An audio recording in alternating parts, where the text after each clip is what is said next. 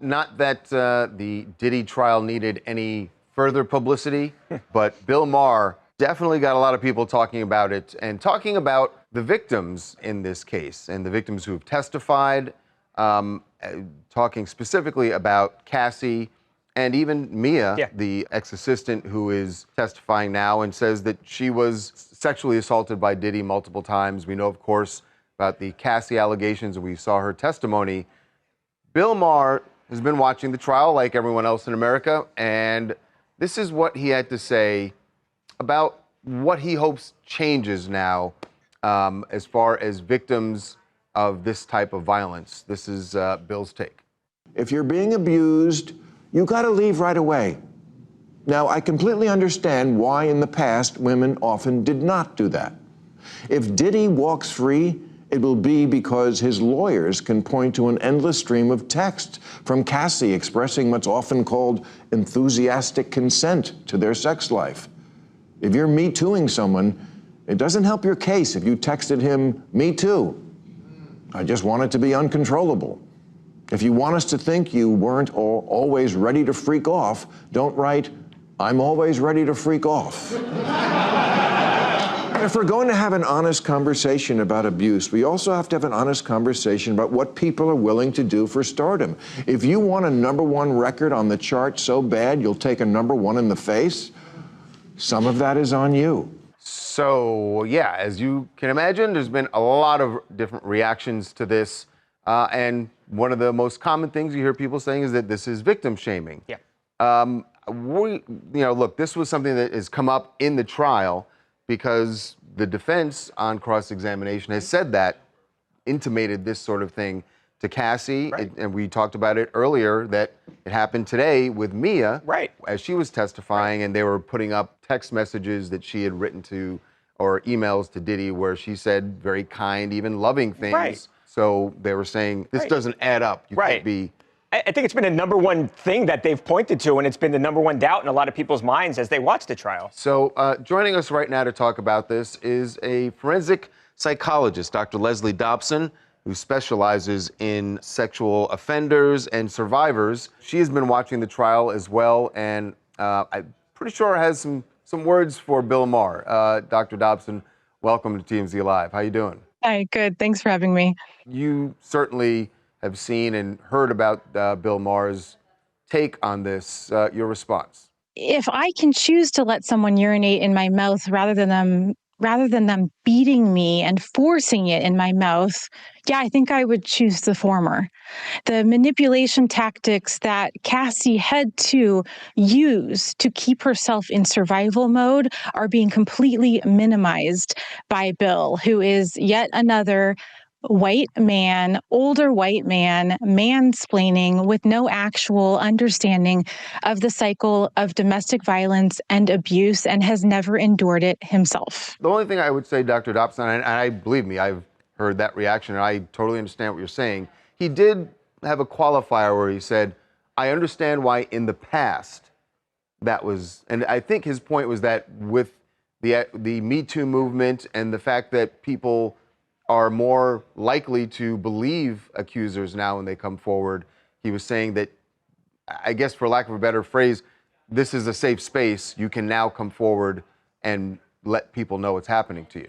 Oh, it's such a safe space that today we have Mia on trial being completely annihilated by the defense attorney, to the point where she has a dream about R. Kelly chasing her and Diddy rescues her. And that is twisted into she somehow enjoyed being raped by Diddy.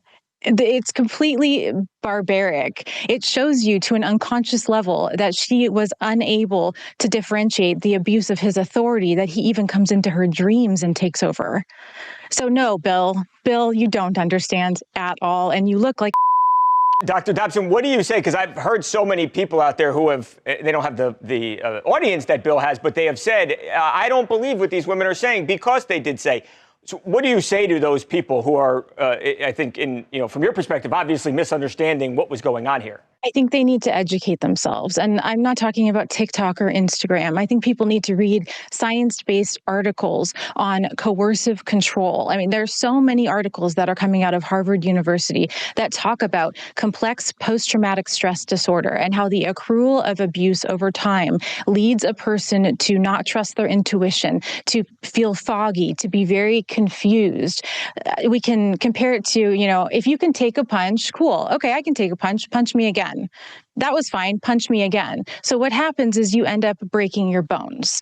What happens is you have this mixed bag of trauma and no ability to heal from it. So you don't know how to get out. You literally are in an emotional, a psychological prison with no forward thinking. You are in a protracted state of captivity. To Bill's specific point where he said, if he is acquitted, it will be because they have this long litany of communications between the alleged victims and Diddy, where they are, saying nice things to him. To that, I mean, it sounds harsh when he says it, but I get his point. And I guess what he's saying is it would bolster the claims, the allegations, if they had also gone to police or told other people at the time. It sounds harsh, but I get his point, though, that if he's acquitted, it might be because of that. I understand that completely, and that would have been lovely to have happened, but they feared for their lives. They feared for their families' lives. They feared for their future, and I think they also had an inability to think in future-oriented movements. They couldn't think outside of the trauma. So they're either anticipating being harmed by him with this fear, they are actually being harmed by him, or they have this hangover of the harm from him. And then we bring in all of these substances and we bring the layers of authority that are keeping these women captive.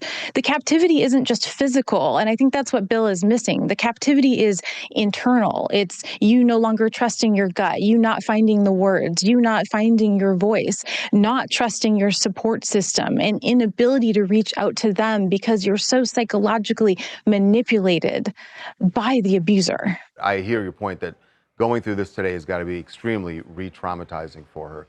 Dr. Dobson, thank you so much for joining us. We really appreciate it. Thank you.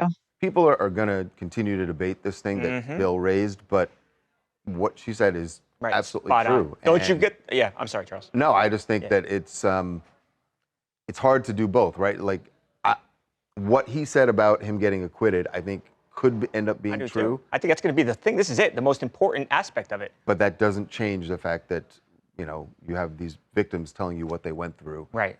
And that's tough.